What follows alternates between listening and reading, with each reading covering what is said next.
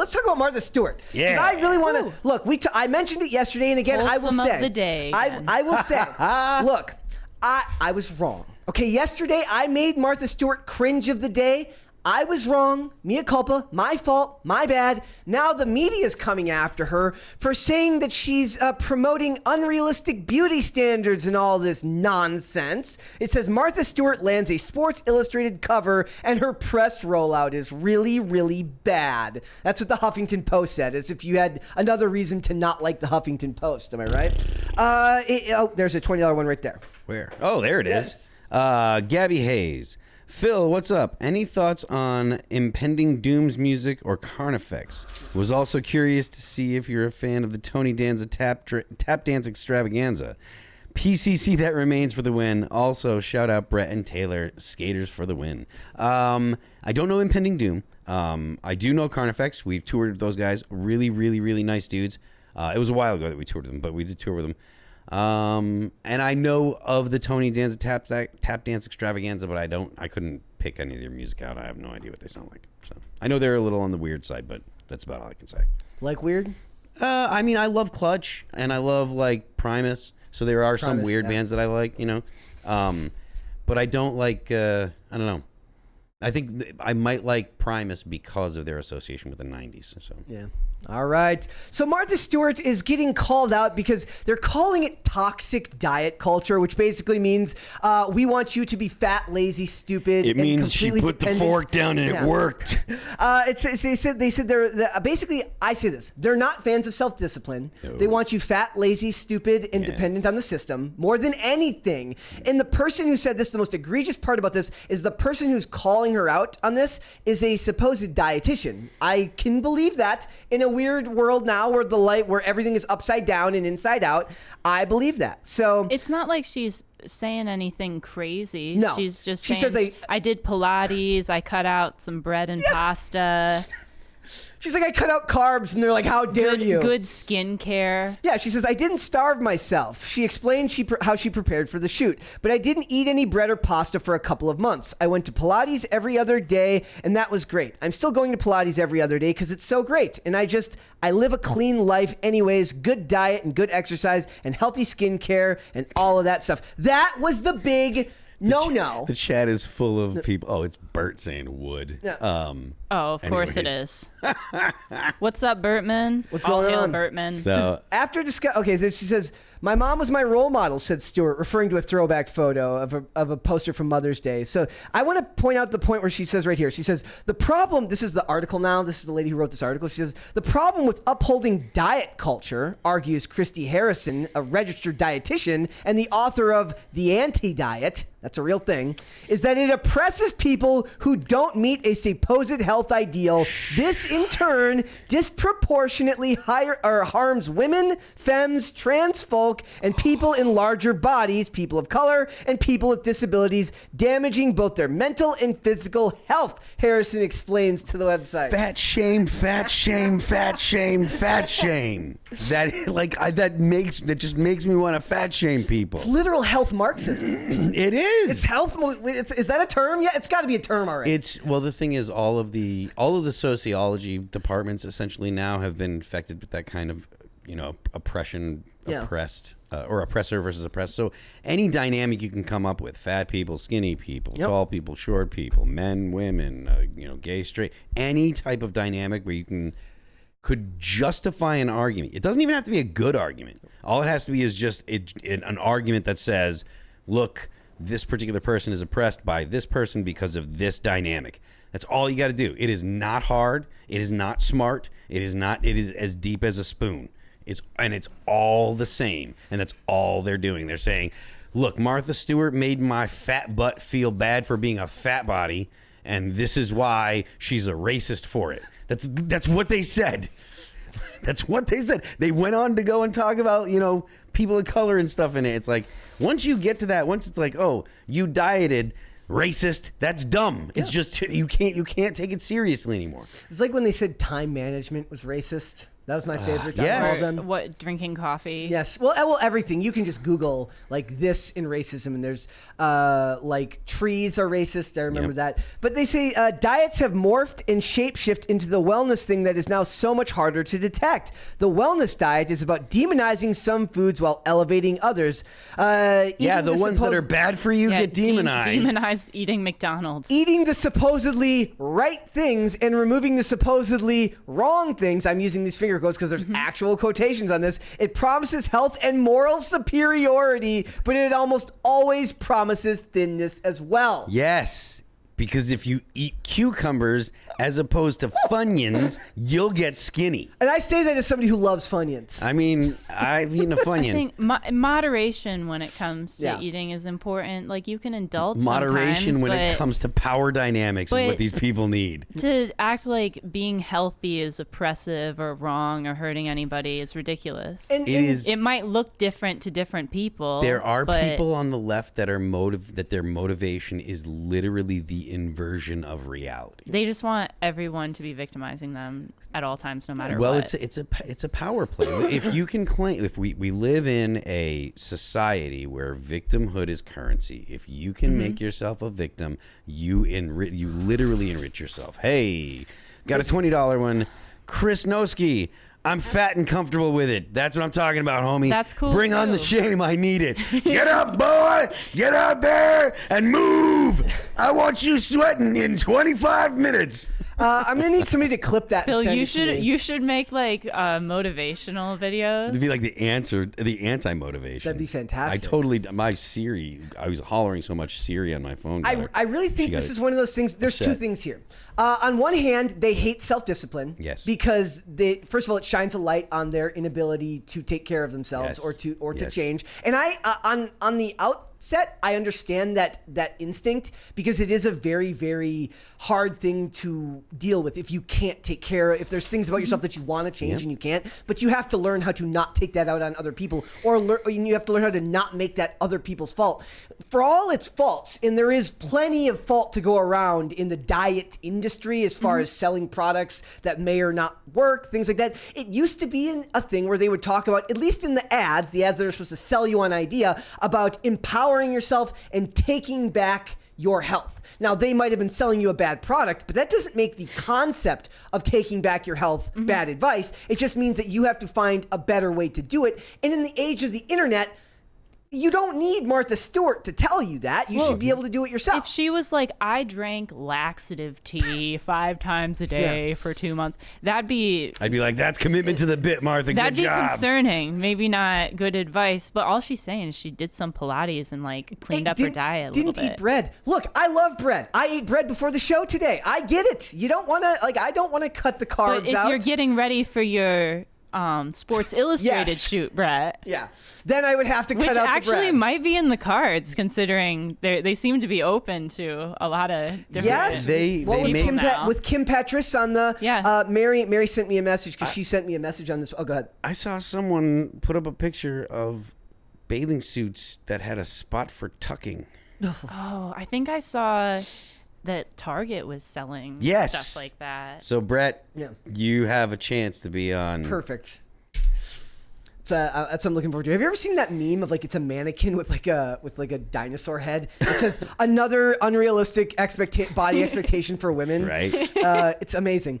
But like you said, like Mary sent me a message earlier, like with the Kim Petras cover on here, right? And she says, 82-year-old woman or 25-year-old man. Those are your choices for the Sports Illustrated swimsuit cover. It's there. There is a desire to put things that are traditionally unattractive in places that have traditionally been places for attractive people, and it's called recentering. You'll hear people on the left talk about, well, we need to center these people and center. What it is taking people that are traditionally are unattractive by traditional standards and putting them as the center of attention when it comes to what is thought of as attractive. To normalize. So that way people that are unattractive are made to feel like they are attractive. It's an odd choice by Sports Illustrated, though. Like, who do they think their audience is? It's leftism. Or actually, they've been doing this for years. The trans cover, that's the second time that's happened, I Yes, believe. but also, I mean, they've pushed the envelope with body positivity covers have they? in the past. I and guess stuff I like haven't that. bought a lot of Sports Illustrated believe it or not. swimsuit issues. Yeah, Right. I mean, but that's ubiquitous with the media, the like writers and stuff like that. They're all hanging out in the same areas in New York, right? They're the writers that are, like I mentioned earlier, the blogs that give me a ton of crap. Like those people are still hanging out with writers that write for Vox. In fact, there was someone that wrote for one of the blogs that actually goes on to write for Vox, and she's all in death metal and stuff, and she's a writer for Vox. So those people all move in the same circles, the media and so you get a lot of the same opinions, people that have very, very similar opinions. So it's not surprising. They're in the same group chats. Yeah, it's not surprising that people that are writing very odd stories in GQ, right? Like, why is GQ not focused on men anymore? It's focused on things that are not masculine, the different ways to quote unquote be a man. But it's not doodly dudes. It's the trans woman that is the manlet that Ellen or no, the Page? trans man that's a manlet. Elliot Page. There you go. yeah. That was on the cover, right? Yeah. And they put her, whatever, on the cover, and it's like, that's not a masculine man. That's not even a modern. Well, maybe it is a modern man, but it's definitely not what you would think as a masculine man. And even though GQ was always like upper crust and clean looking guys and like dudes that looked like they were wealthy and stuff, they were guys. They were doodly guys. Yeah. That stuff is gone nowadays. And I think that's strongly because all of the writers, or the vast majority of the writers in those things, are all the same opinion. And they a lot of the young male stars today just look young. Tom Holland and Timothée Chalamet both look 15 to me. Maybe that's just my interpretation as somebody who's older, but they both just look so young to me in a lot of ways. The other quote that's funny here, it says, also problematic are Stewart's remarks equating thinness with moral superiority by describing her lifestyle as good living and a clean life, terms that appear to be about wellness rather than diet. Yeah. Well, isn't that what they want, for it to be about wellness rather diet? Well, they want it to be. They just want to point out that they think that she sounds morally superior. It's like she weapons. Can't win. Yeah, you'd think they'd be like, wow, they expanded, and now there's someone who's older on the cover. Yeah. But then they go after her for being healthy. Yeah, you can't. Or promoting that. Because there is no end goal. It's just more, right? Also, like it's just like weapons grade projection to say something like that, because they're the ones who want to feel morally superior. The method of the left is they pull things apart because they believe once they pull all of the imperfections away, then you have a perfected whatever it is, perfected society. That's what Marxists were known for, ruthless criticism of all that is. Basically, they just bitch and complain when you boil it down. But that's the point. It's if you find something that you can criticize, you criticize it, and you go ahead and and once you criticize it, you can maybe make that problem go away. And there'll be other problems, but you have to pick everything apart. And it is tedious and endlessly infuriating to live with people that are constantly complaining about everything. One of the reasons they don't like that world has never encouraged families is because when you have a family and you're busy, you don't have the time to bitch and complain about everything. That's well, one of the they won't bitch and complain about the other cover model, the trans. Well, no, model. I mean, but that falls in line with they their won't ideology. criticize that this person transitioned as a teenager, having had surgeries. Like, that's kind of concerning. Those that things don't one, happen, to me, Taylor. But when they do, it's good. It's good, yes. It's like, well, and it goes on the cover of Sports Illustrated. Yes, exactly. They say, like, well, it's not happening. Well, if it's not happening, why do you care if we ban it?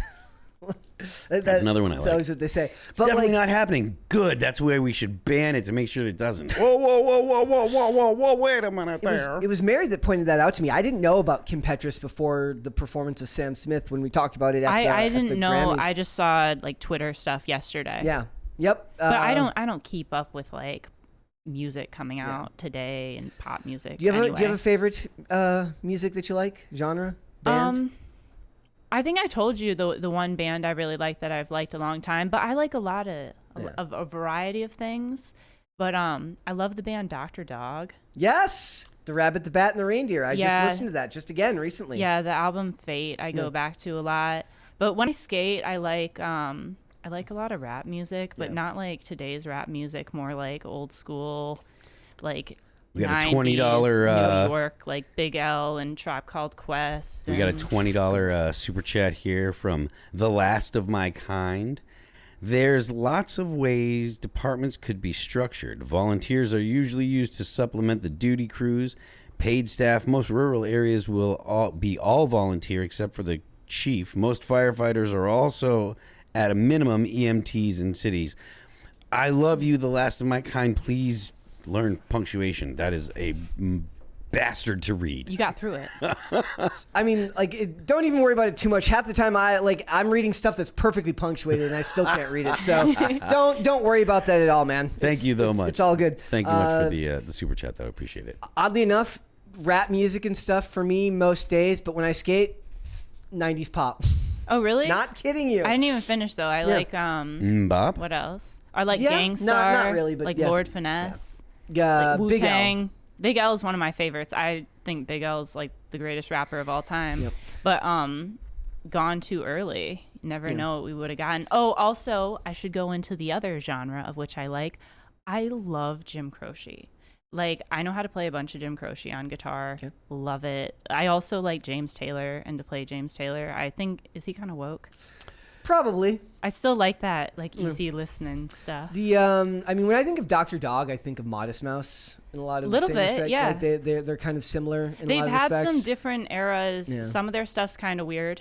I mean, that stuff is all very, like, there was a time in skating where, like, that and At the Drive-In were very big, like, those bands. Like, we went through phases where, like, I had to live through, because I'm from Minnesota, where everybody loved underground rap music, and I just couldn't stand it because it was all so try-hard and overly, like, pseudo-intellectual. I'm like, they're like, Atmosphere. I'm like, I can't stand Atmosphere. Can't stand them. I don't hate Atmosphere, but it's not my favorite. But there's a couple of good songs. It's literally one of the perfect examples of why you should take every interaction seriously, because I met Slug at his record store back, like, when I was like 16, and he was just kind of a dick. He was probably having a bad day, and I held a grudge for like 20 years. And you're like, still holding I'm that still grudge. holding that grudge to this day. Somebody's like, "Oh, that song's great." I'm like, that guy. A lot of my music choices depend on my mood, though. When I'm skating, it's either rap music or I love Negative Approach. Okay. It's like a Michigan band. Yeah. They're older now, but they're awesome. You can listen through the whole album skating. Well, people will have old. to check it out in the chat and let us know whether they end up Yeah, liking if you it. have any recommendations also. So do you think that this is one of those, like, this might be this story about Martha Stewart, the most transparent proof that it's just never going to end? Because this should be like the bastion for them. They're like, look, old ass lady. By the way, she looks better than plenty of women half her age who don't looks take care of good. themselves. She's always been really beautiful. Yes, and as we know, tax hero. So we support her for her crimes, her punished crimes as well. Somebody in the chat was like, she gets the bump because she didn't snitch. Oh, someone in the chat says Beatles or Oasis. Yeah. What are you choosing? For me, Oasis. I would say Oasis. I think Oasis is like the Beatles of the 90s. Though there is the joke about, like, everybody learning to play Wonderwall on the guitar. Like, That's not even my favorite Oasis no, song. Champagne Do you Supernova. I like know Don't Look the Back in problem Anger. with a phrase like the Beatles of the 90s? Is that a problem? There's a problem with it. Oh, The oops. reason the Beatles are the Beatles is because they're the Beatles of the 60s, 70s, 80s, 90s. Like, they're the... Well, yeah, they're... So, like, there's no, like... But Oasis does give me Beatles vibes. That's all so? I mean. Okay, all right. Okay. Like, genre-wise. Yeah. Oh. I don't know about that. Like, maybe a little bit, but I mean, that's like, I was more of But like... yeah, I guess the Beatles are just the Beatles of all time. Yeah. Yeah. Yeah. Especially a band like the Beatles. I'm not a fan of the Beatles. So I'm not like someone that's all gets worked up about it, but I respect what they did a lot, and like certain bands you can't really relegate them to a time period just That because makes of sense. what they did. What's another example? Metallica. Okay. Metallica yeah. Metallica's the biggest band in the world, and they're probably going to be the biggest band in the world until they decide they don't want to be a band anymore. Yeah. I like Metallica. Yeah, I'm a huge fan of the stuff that, you know, I got into when I was young, and that got me into thrash metal and got me into actual heavy metal. We got a $20 super chat from Deuce Boogaloo. Apparently, there's a gun company called Heckler & Koch that's taking the Miller approach and not letting there be hot girls in their advertising because feminism. These companies need to stop letting women work in their marketing. Let me tell you something about H&K. H&K doesn't put anybody into any significant marketing because they don't even want to sell to the civilian market. H&K make the MP7 available, damn it. I want one and I will pay a lot of money for it. Just sell them on the civilian market. You can make them without full auto. Now do it. I have an H&K subcompact. Do you? I have a P2000 SK.